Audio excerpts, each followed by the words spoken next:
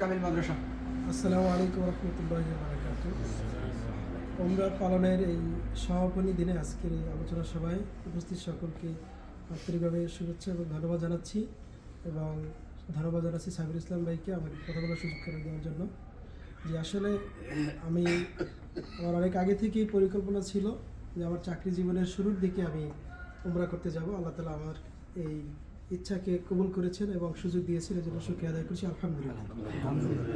আমার বাবাকে আমি সাথে আনতে পেরেছি, এই জন্য আবারও শুকরিয়া আদায় করি আলহামদুলিল্লাহ।